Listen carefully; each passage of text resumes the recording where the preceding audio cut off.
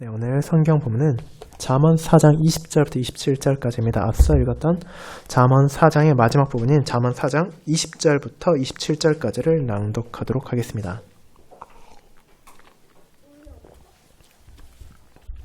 하나님의 말씀 낭독하도록 하겠습니다. 잠언 4장 20절부터 27절입니다. 내 아들아, 내 말에 주의하며 내가 말하는 것에 내 귀를 기울이라. 그것을 내 눈에서 떠나게 하지 말며 내 마음속에 지키라. 그것은 얻는 자에게 생명이 되며 그의 온 육체의 건강이 됨이니라. 모든 지킬 만한 것 중에 더욱 내 마음을 지키라. 생명의 근원이 이에서 남이니라. 구부러진 말을 내 입에서 버리며 비뚤어진 말을 내 입술에서 멀리하라. 내 눈은 바로 보며 내 눈꺼풀은 내 앞을 곧게 살펴 내 발이 행할 길을 평탄하게 하며 내 모든 길을 든든히 하라. 좌로나 우로나 치우치지 말고 내 발을 악에서 떠나게 하라. 아멘. 네, 오늘은 윌리엄 댄 홀랜드 목사님의 설교를 읽는 설교로 봉사합니다. 설교 후에는 시편 111편 1, 2, 5, 6절을 이어서 부르도록 하겠습니다. 사랑하는 주 예수 그리스도 안에 있는 형제 자매님들, 아버지나 어머니와 나누는 진솔한 마음에 대한 만큼 한 사람의 인생에 깊은 인상을 남기는 것도 드뭅니다. 아들아, 우리 여기 잠시 앉아보자꾸나. 오늘 저녁엔 내가 인생에서 어딜 향해 가고 있는지 함께 이야기해보자. 이런 순간을 경험할 때 아들은 아버지가 아주 가깝고 솔직하며 진지하고 친밀하게 자신에게 다가오고 있음을 직감합니다. 이런 시간은 자주 오는 것이 아니기에 이 특별한 시간의 가치는 더욱 빛이 납니다. 참으로 이런 순간은 쉽게 잊혀지는 것이 아닙니다. 특히 이러한 기회가 어떠한 목적이나 의도를 가지고 의도적으로 만들어졌을 때 더욱 그럽니다. 아버지가 아들의 늦은 귀가나 마을에서 벌어진 어떤 사건 혹은 누군가의 불평 때문에 꾸짖으려고 하는 것이 아니라 훨씬 긍정적인 이유일 때 말입니다. 이제 고등학교에 올라가는구나. 이제 대학에 입학하는구나. 혹은 이제 사회생활을 시작하게 되었구나. 이런 시점 말입니다. 아버지는 인생에 대해 아들과 대화를 시작하려 합니다. 아들아, 바로 내 인생. 너는 그것에 어떻게 생각하고 무엇을 위해 살고 있느냐? 하며 질문합니다. 아버지와 아들, 어머니와 딸, 혹은 부모님과 자녀 중 한 명 사이에 나오는 이와 같은 대화들은 결코 잊을 수 없는 순간이 됩니다. 사랑하는 여러분, 솔로몬 왕 역시 이와 같은 시간들을 결코 잊을 수 없었습니다. 그는 그때를 생생하게 기억했습니다. 세세한 부분까지도 그의 머릿속에 뚜렷이 남아있었습니다. 오늘 본문의 솔로몬은 우리를 그의 부모님이 계신 집으로 데려갑니다.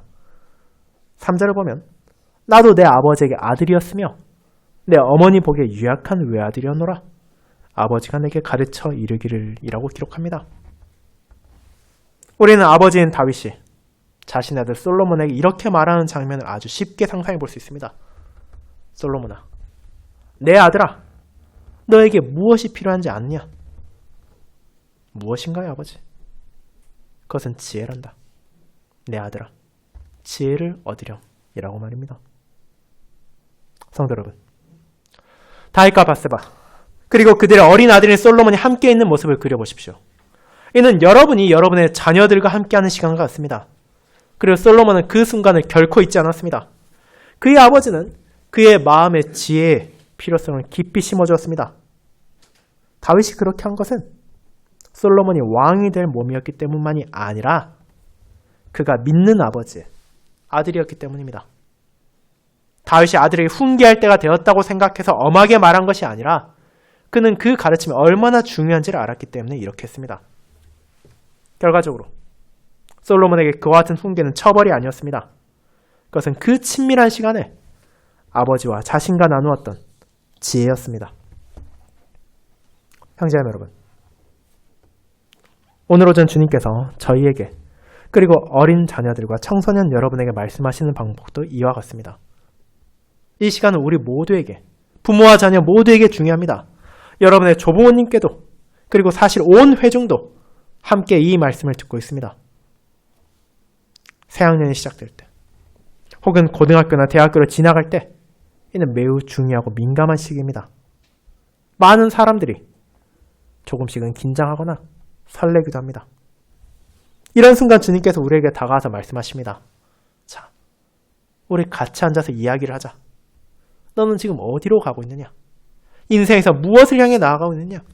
내 진로 계획 가운데 너는 무엇을 위해 살고 있느냐? 그리고 그 무엇보다 지혜를 얻어야 한다. 무엇보다 내 마음을 지켜야 한다라고 말입니다.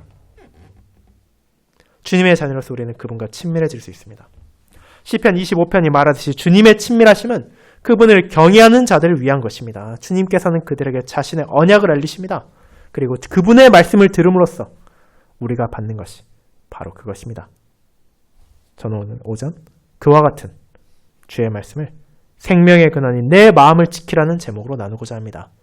우리는 첫째로 아버지의 말씀을, 둘째로 아들의 길을, 셋째로 주님의 지혜를 들을 것입니다. 먼저 첫 번째, 아버지의 말씀에 대해 알아보도록 하겠습니다. 형제자매 여러분, 내 아들아, 내 말에 주의하며 내가 말하는 것에 귀를 기울이라. 이 부름은 이미 이 순간이 얼마나 중요한지를 보여주고 있습니다. 아버지는 지금 매우 진지합니다. 그는 자신의 아들이 기민하게 반응하고 주의 깊게 듣기를 원하며 문자 그대로 그의 귀를 바싹 기울이기를 바랍니다. 이제 아들은 아버지가 하려는 말을 단 한마디도 놓쳐서는 안 됩니다. 그리고 구약시대 아버지에게 듣는 것과 아버지의 말에 순종하는 것은 하나였습니다. 듣는 것과 행하는 것은 그들의 기준에서 별개의 것이 아니었기 때문입니다. 하지만 비단 구약만이 경청의 중요성을 가르치는 것이 아닙니다. 신약 역시 듣는 일의 중요성을 강조합니다. 주 예수님께서는 귀 있는 자는 들을지어다 라고 말씀하셨고 바울은 듣지도 못하니가 어찌 믿으리오 라고 썼습니다. 주님은 귀 있는 자가 성령이 교회들이 하시는 말씀을 들을지어다 라고 선포하시기도 했습니다. 그러므로 우리는 성령께서 우리에게 무엇을 선포하시는지를 세심하게 귀를 기울여 들어야 합니다. 그렇습니다. 그리고 오늘 본문에서 우리가 듣게 되는 가르침 역시도 바로 성령께서 우리에게 전해주시는 가르침입니다. 이것은 단순히 한 명의 아버지와 한 명의 아들, 다윗과 솔로몬이라는 한 개인들 간의 대화가 아닙니다. 이건 성령께서 우리에게 말씀하시는 것입니다. 이 말씀들 또한 다윗 개인의 조언이 아니라 지혜의 말씀입니다. 그리고 성도 여러분, 오늘 본문은 언약적 교육의 아름다운 본보기입니다. 잠언에서 우리는 하나님의 율법의 메아리를 듣습니다. 그 율법은 청종하는 자들에게는 생명을 주는 지혜의 말씀을 전달합니다. 이 지혜를 거부하는 자들은 어리석으며 죽음을 받게 될 것을 우리는 배웁니다. 하나님의 언약적 가르침에 담긴 지혜의 말씀은 단순히 기도나 예배 혹은 율법 낭독과 같은 소위 종교적인 사안들만 다루는 것이 아닙니다. 주님의 지혜는 삶의 모든 영역을 비춥니다. 고용계약, 가난한 자를 돌보는 일, 동물보호, 건축법규, 결혼법, 이자율, 전쟁 규정, 징병, 저울수치, 그리고 과부를 돌보는 것 같은 많은 것들을 말입니다. 그리고 이것이 바로 다윗이 솔로몬의 마음에 그리고 그의 생각에 심어주고자 했던 바입니다. 솔로몬은 이 말씀들을 생생하게 기억했습니다. 그리고 훗날 장성했을 때 그는 다른 이들이 자녀들에게 주님의 언약의 말씀과 지혜의 말씀을 가르칠 수 있도록 이와 같은 언약적인 가르침들을 모았습니다. 그리고 그것을 내 눈에서 떠나지 말게 하라고 하고 있습니다. 형제자매 여러분, 그렇다면 우리는 이와 같은 사실을 잘 알고 있었습니까? 우리가 자녀를 양육할 때 여전히 이 잠언에 담긴 지혜를 사용하고 있습니까? 이 말씀을 연구하고자 하는 분들은 모세오경과의 연결고리를 염두에 두는 것이 좋습니다. 이 책들이 우리 눈에서 떠나지 않게 해야 합니다. 아버지의 말씀은 언약의 율법 안에 있는 주님의 지혜에 우리가 주목해야 할 것을 요구합니다. 그러므로 우리 자녀들이 다니는 기독교 학교의 교사들이 이 지혜를 놓치지 않도록 살피는 것도 중요합니다. 오늘날 교사들 역시 아버지의 역할의 일부를 함께하기 때문입니다. 그들은 역사, 지리, 과학 등의 과목에서 지혜와 통찰을 얻기 위해 구약과 신약 성경을 사용해야 합니다. 아버지는 그것은 얻는 자에게 생명이 되며 그의 온 육체의 건강이 됨이라고 말합니다. 그렇게 아버지와 어머니로서의 여러분은 먼저 그 말씀을 발견하고 아는 것이 중요합니다. 솔로몬이 아버지의 말을 되풀이하는 것을 들을 때 여러분은 주님의 지혜를 표현하는 지혜로운 아버지의 음성을 듣게 됩니다. 그렇다면 여러분도 자녀와 그렇게 대화하십니까? 자녀와 함께 앉아 이렇게 말씀하십니까? 아들아, 이 말씀을 기억하렴. 깊이 생각해보렴. 이 말씀이 너를 정신적으로, 정서적으로, 그리고 영적으로 건강하게 해줄 거란다라고 말입니다. 사랑하는 성도 여러분, 우리가 어떻게 하면 건강한 자녀를 얻을 수 있습니까? 어떻게 하면 아이들의 정서적, 정신적, 신체적, 지적 온전함을 보장할 수 있습니까? 아버지는 아이들이 자신들의 마음을 지키도록 도움으로써 그 답을 알려줍니다. 모든 지킬 만한 것 중에 더욱 내 마음을 지키라. 생명의 근원이 이에서 남이니라. 여기서 마음은 무엇을 의미합니까? 이는 가슴 속에 있는 사람의 장기 중 하나인 심장을 말하는 것이 아닙니다. 이 아버지가 아들과 마음 대 마음으로 대화하며 마음을 지키라고 권고할 때 그는 아들의 삶의 중심이자 그의 모든 삶의 표현이 흘러나오는 원천인 마음을 보호하고 지켜야 한다고 권고하고 돕는 것입니다. 그 마음 안에 우리의 내밀한 감정이 있고 기쁨과 슬픔이 있습니다. 마음은 또한 우리의 사고와 지성의 중심이기도 합니다. 전도서의 저자는 이렇게 말하기도 했습니다. 내가 마음을 다하며 지혜를 써서 하늘 아래 생하는 모든 일을 살피며 탐구한 적이라고 말입니다. 마음은 여러분의 지식과 역량과 전문성이 저장되는 장소입니다. 여러분의 인생의 비밀과 추억이 그리고 계획이 담겨있는 곳이기도 합니다. 또한 마음은 종종 의지와 동일시되며 마음으로부터 솟구치는 활력과 에너지를 의미하기도 합니다. 이 모든 것을 종합할 때 마음은 참으로 우리의 삶의 중심이자 우리의 생명의 원천입니다. 여러분의 마음은 곧 여러분 자신이 어떠한지를 드러내는 장소입니다. 형제자매 여러분, 그렇게 아버지와 아들에게 하는 말을 들을 때 우리는 하늘 아버지께서 우리에게 생명의 근원을 파수하고 이 중심을 보호하라고 가르치시는 말씀을 듣습니다. 마음이 우리의 생명의 근원이라면 우리는 그것을 보호해야 합니다. 누군가가 우리의 생명의 샘에 온갖 독을 풀어 우리의 관점과 우리의 계획을 뒤틀어버리고 우리의 힘과 활력을 빼앗아가지 않도록 해야 합니다. 대학에서 특정 직업을 위한 기술을 공부하고 발전시키면서도 동시에 다양한 세속 철학에 노출되는 청년들에게 이 경고는 특히 중요합니다. 그럴 때일수록 여러분의 생각과 의도와 계획과 관심사를 면밀히 살펴야 합니다. 마치 군인들이 요새나 성곽을 지키듯이 지혜와 주님을 향한 사랑을 공격하는 세력들로부터 여러분의 마음을 지켜야 한다는 것입니다. 그러므로 이 지킴은 성령 하나님과 함께해야 합니다. 그분께서 여러분의 마음의 눈을 열어주십니다. 여러분의 마음의 약한 지점을 식별하게 하시고 적이 어디로 침입할지를 보여주실 것입니다. 또한 여러분 자신의 취약점도 깨닫게 하실 것입니다. 위험은 외부에서만 오는 것이 아니라 우리 안에서도 찾아오기 때문입니다. 주 예수님께서 마가복음 7장 21절에서 말씀하신 것처럼 속에서 곧 사람의 마음에서 나오는 것은 악한 생각, 곧 음란과 도둑질과 살인과 간음과 탐욕과 악독과 속임과 음탕과 질투와 비방과 교만과 우매함이기 때문입니다. 사랑하는 여러분, 지혜로운 아버지는 한 번의 사건 하나 혹은 문제 하나만을 다루지 않습니다. 그는 자신의 자녀의 삶의 전체를 다룹니다. 내 아들아, 내 딸아, 너의 마음을 나에게 다오라고 말입니다. 우리 하늘 아버지께서는 말씀하십니다. 너희들의 마음은 나의 것이다. 너희는 나의 것이다. 내가 너의 이름을 불렀고 나를 위해 너의 마음을 지키라. 언약의 지혜로 너의 마음을 지키고 언약의 말씀을 너의 마음에 간직하라고 말입니다.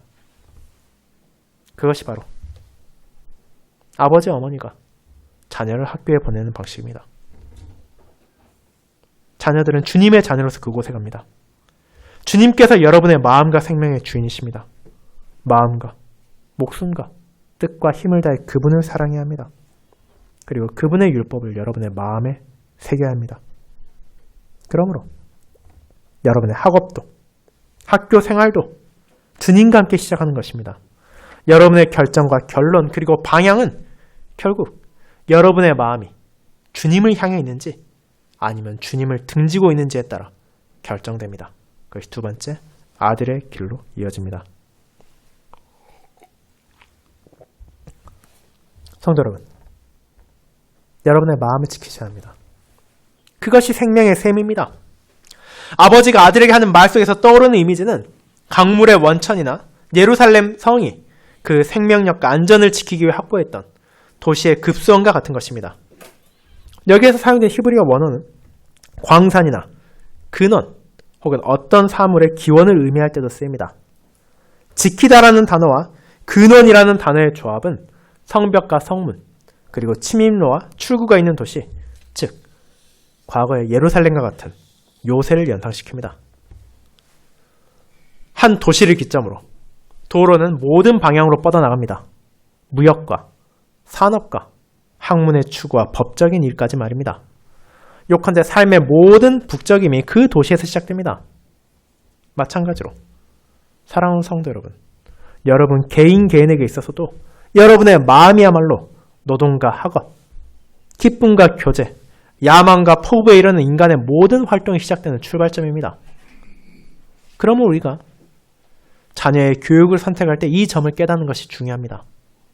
언약적 교육은 자녀의 마음을 채우는 근원으로서 하나님의 말씀의 지혜를 구하며 자녀가 모든 활동을 주님을 위해 사용하는 법을 깨닫게 합니다.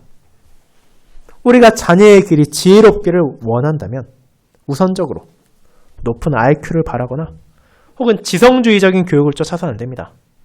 대신 그들에게 하나님의 말씀에 대한 깊은 경외와 복종을 보여주며 심어주고 그것을 추구하는 교육을 찾아야 합니다. 언약적인 교육은 결국 그들의 마음이 지배하는 사고, 그리고 믿음으로 하는 공부, 하나님 말씀에 따른 청지기적인 직분을 가르칩니다. 형제자매 여러분, 다윗이 자신의 아들 솔로몬에게 이러한 접근 방식의 결과를 보여주며 가르침을 이어간 이유가 여기에 있습니다.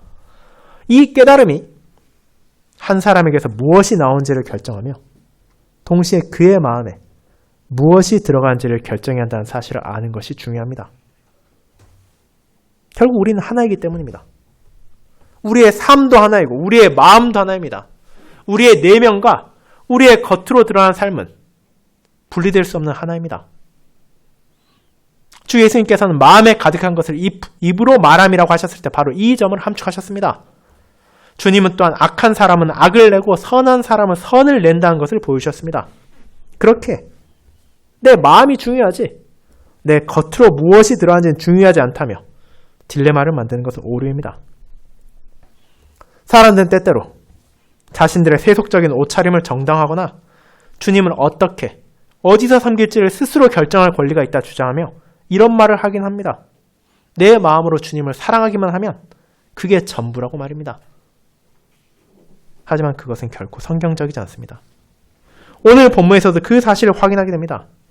아버지는 우리의 입술에서 나오는 말, 우리의 눈으로 보는 것, 그리고 우리의 발로 자주 다니는 곳에 대해 말합니다.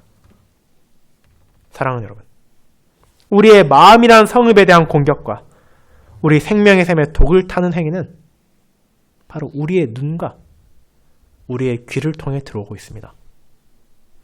야고보 사도 역시 그의 서신에서 우리의 혀의 작동 방식과 인간 내면의 세계에 대해 경고했습니다.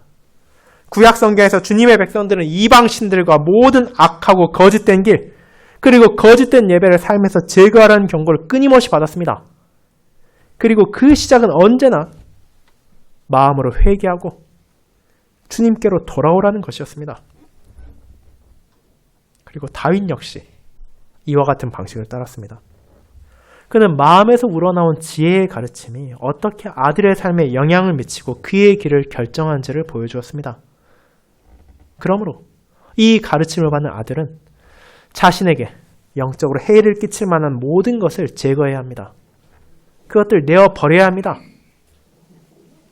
그들의 귀를 통해 무엇이 들어오도록 허용하는지를 주의 깊게 살피고 그들의 눈을 통해 무엇을 보는지를 조심해야 합니다.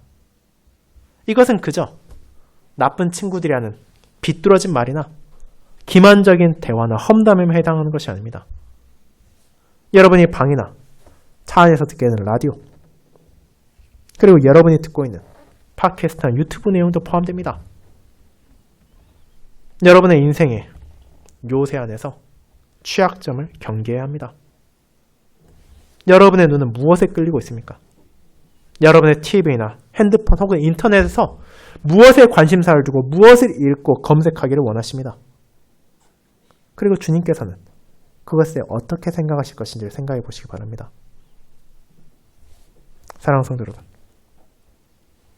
구약의 백성들처럼 우리도 주님의 지혜와 율법으로 성벽을 튼튼하게 하지 않는다면 우리 마음속으로 쉽게 침투하게 되는 온갖 세속적인 가치관에 동화되기 쉽습니다.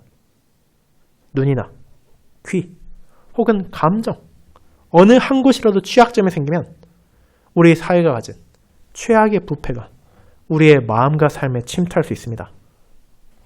그렇기 때문에 단순히 그 한 영역에만 영향을 미치는 것이 아니라 결국 그 마음이 삶의 중심이기 때문에 여러분의 삶 전체에 영향을 미치게 됩니다. 그러한 영향력은 종종 기도 생활이 감퇴되고 설교에 대한 관심 저하로 이어지며 결국 여러분의 삶이 어떤 통로로든 여러분에게 영향을 주는 이 세상 사람들의 삶과 점점 똑같이 변화되어 버릴 것입니다. 그렇게 기억하십시오. 하나님께서 주시는 지혜는, 그리고 하나님께서 원하시는 지혜는 곧 하나님을 경외하는 것입니다. 하나님은 우리가 다시 그분을 위해 살 수 있도록 우리를 그분의 소유로 삼으셨습니다. 그러면 인생의 목표에 있어서 우리의 눈과 우리의 귀를 이 목표, 즉 주님을 경외함과 우리의 하나님의 존귀와 영광을 향해서 고정시켜야 하는 것입니다. 우리 인생의 길에 있어서도 모든 길이 과연 그 목표를 향해 곧게 뻗어 있는지를 확인해야 합니다. 운전을 배우는 학생들에게 시선을 멀리 두라고 가르치듯이 우리도 그렇게 해야 합니다. 우리의 시선을 주님의 미래에 고정하십시오. 다윗은 아들에게 이렇게 훈계합니다. 죄의 쾌락과 유혹은 주님 안에서 걷는 이 생명의 길에 있는 것이 아니라고. 그 길에서는 그 모든 것들이 눈에 띄지 않는다고. 너의 인생의 목표에 계속 집중하라고 말입니다. 우리의 공부에, 우리의 경력에, 우리의 직업의 목적을 기억하십시오. 그리고 여러분의 모든 길에서 이 원칙, 곧 주님의 뜻을 고수하십시오.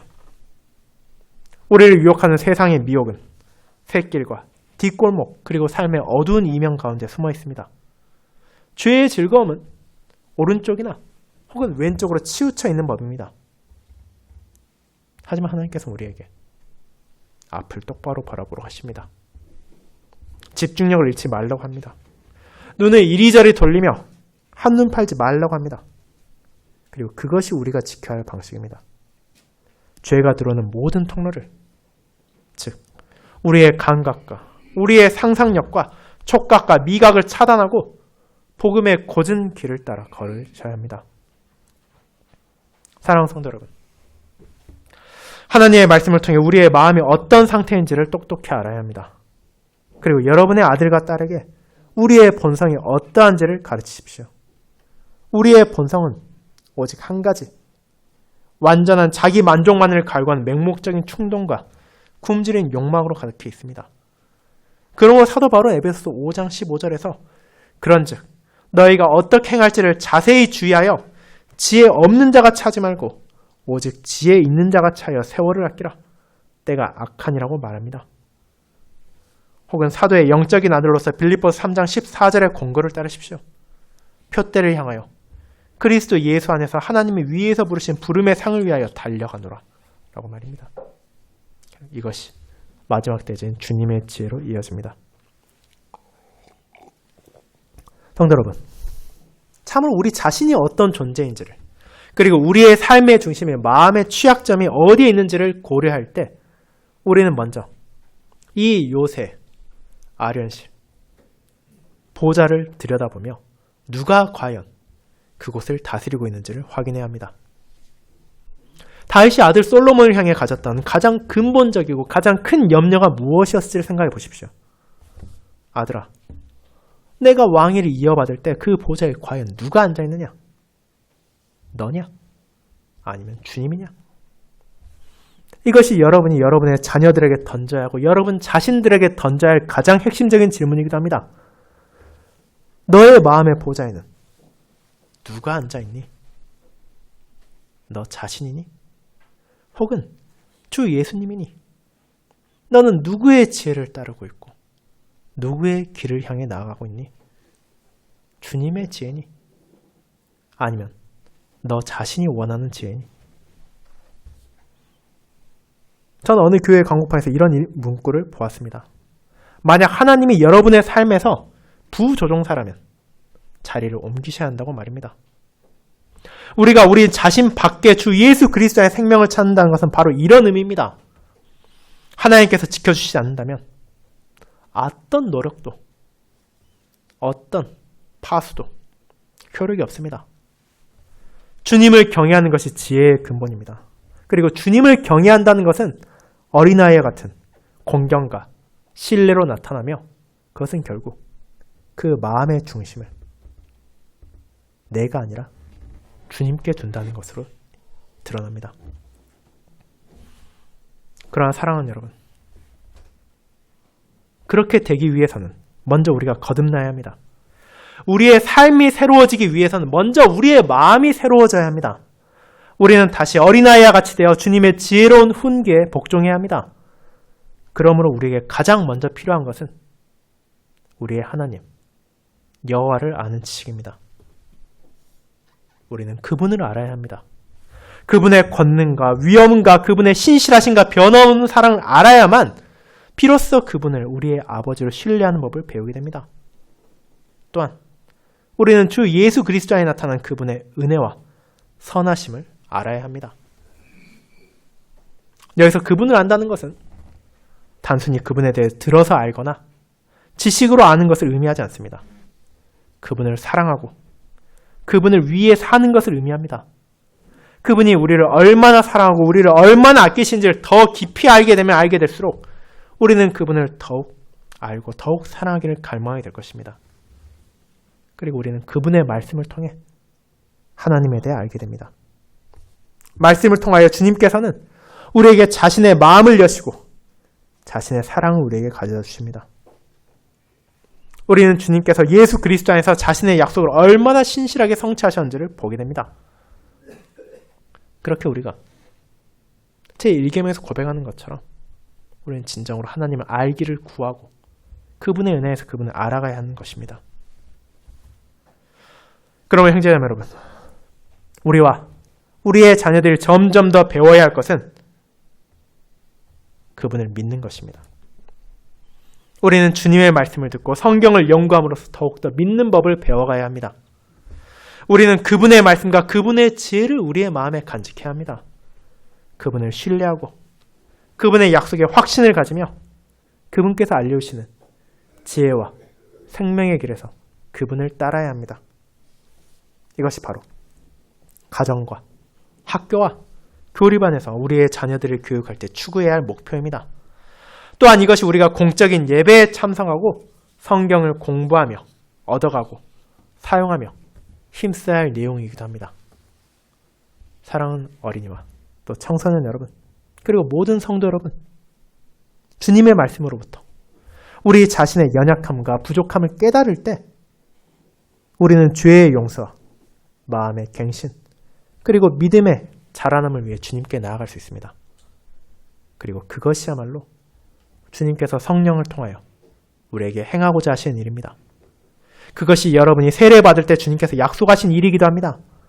주님은 여러분을 강하게 하시고 여러분 안에 거하시며 여러분을 그리스도의 죽음과 생명에 참여한 자로 만드시겠다고 약속하셨으니 여러분은 이제 그것을 구하며 기도할 수 있습니다. 그때 비로소 나를 믿는 자는 성경의 이름과 같이 그 배에서 생수의 강이 흘러나오리라고 말씀하신 그리스도 안에서 사는 믿음이 나타나게 됩니다. 여러분의 생명의 근원인 마음이 이제 믿음의 길, 성령의 열매, 그리고 여러분의 삶 속에서 주님의 지혜를 드러내는 선한 행실들로 넘쳐나게 될 것입니다. 아멘.